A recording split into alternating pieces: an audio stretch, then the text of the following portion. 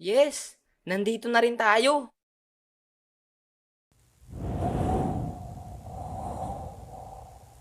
Sa wakas, natuloy na rin ang gala nating tatlo. Since nandito na rin tayo, bakit hindi tayo magkwentuhan? Patungkol saan? Sa babae ba? Loko, hindi. Patungkol sa kabataan natin. Teka, saan ka ba lumaki? Ako? Sa farm. Sa rural area kasi ako lumaki. Kasi sa ating tatlo, ikaw lang ang naiiba. Kami ni Marky, magkababata kami, kaya kilala namin ang bawat isa. Kilala ko nga yung first love niya eh. Uy, wag ka nga maingay. Ooh.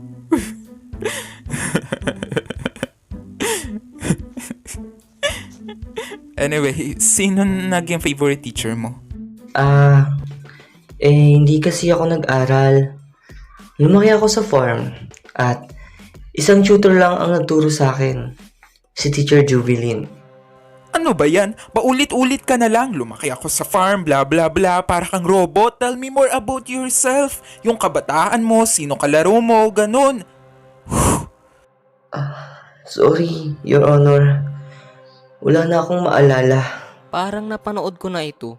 Alam mo pre, kami ni Marky lumaki sa urban area at may farm doon maliit. Pero hanggang ngayon, naaalala ko pa ang aking kabataan moments.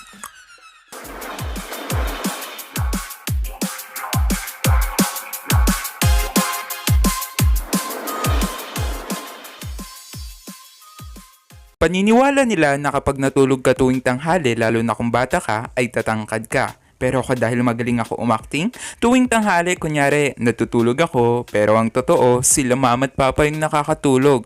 Tapos, dahan-dahan akong lalabas ng aming bahay. Para syempre, ano pa ba? Para maglaro. Noon yung lugar namin, sobrang daming puno. May kaimito, puno ng mangga, may puno ng mais, atis, tubo, at marami pang iba.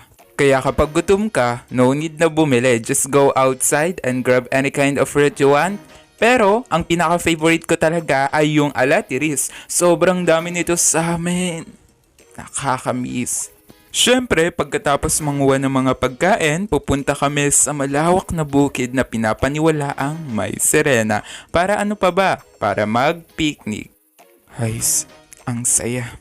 Siyempre, hindi ito mawawala yung paghahabulan at pagtataguan sa bukid. At siyempre, kapag nagtatago ka, mangangati ka. Ang kati. Tama na yan. Pagkatapos maglaro sa makating bukid ay pupunta kami sa ginawa naming bahay sa tabi ng puno. Minsan 2 kampo kami at maglalabanan gamit ang batuhan. Aray, sakit nun ah. Ang paggawa nito gamit ang buhangin at plastic cup. So satisfying! Pero ang araw ay napapalitan ng ulan. Kaya kung alam mong makulimlim na, kailangan mo lamang gumuhit ng masayang araw sa lupa. At tignan nga natin kung tatalab.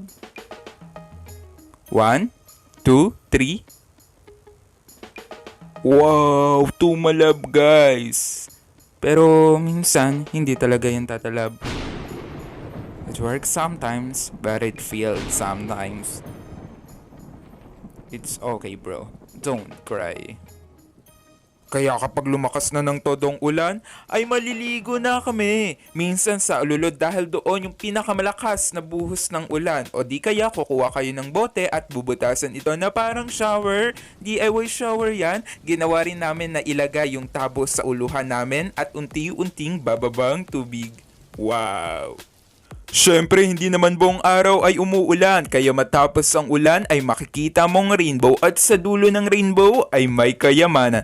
Wow! Sobrang aliwalas ng pakiramdam matapos ang malakas na ulan. Parang ang linis ng paligid, yung paa at kamay mo ay parang balat ng matanda, di ba? After the rain, may umaagos pang tubig, gumagawa kami ng waterfalls, yung ilalagay ang straw at bato. Tara! At ang iba naman ay paper boat na magpapaunahan gamit ang agos ng tubig.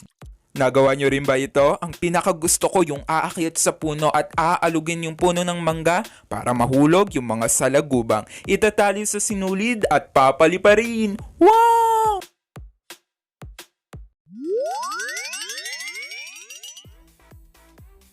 Salamat sa dalawang nakakolab natin. Una kay Marky daw. Supportahan nyo ang channel niya kay Bro Marky.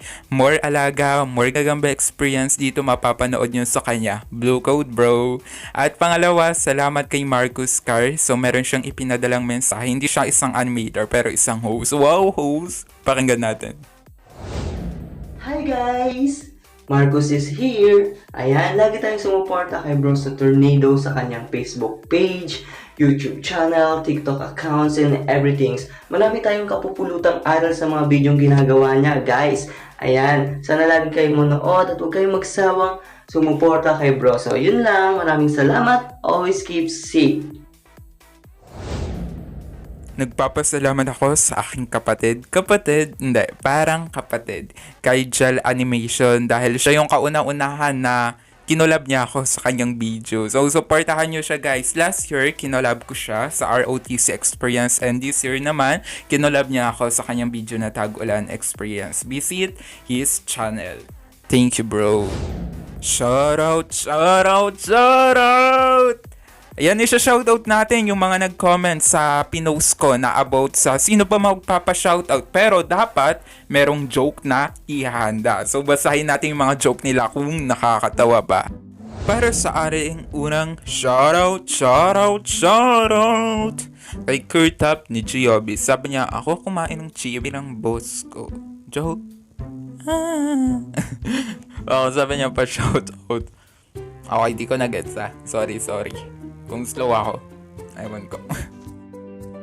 Shoutout kay J-Good Animate. Oh, kamusta bro? So sabi niya, darling, hold my hand, naring beats Jet 2 or Jet Holiday. When you buy a Ricket for 2 ka, so naalala mo, pala, single ka na po. Oh, sakit. Pero ang totoo, single naman talaga ako since pinanganak ako. So eto naman, kay Solo. O kamusta Solo? Sabi niya, pa-shoutout. Joke. Okay. Funny. So, kung gusto nyo pa magpa-shoutout, abangan nyo lang yung post ko sa aking Facebook page. So, doon magpo-post ako din anong tema ng shoutout natin. Thank you, guys.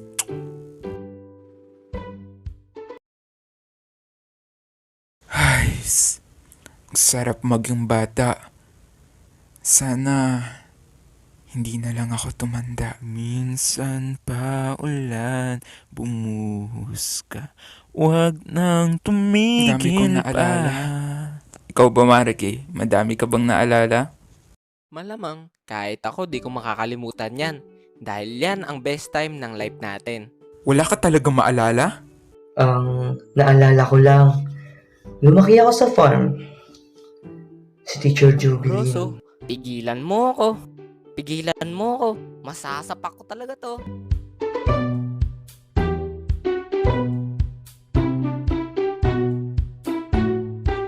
Walang humahawak sa'yo.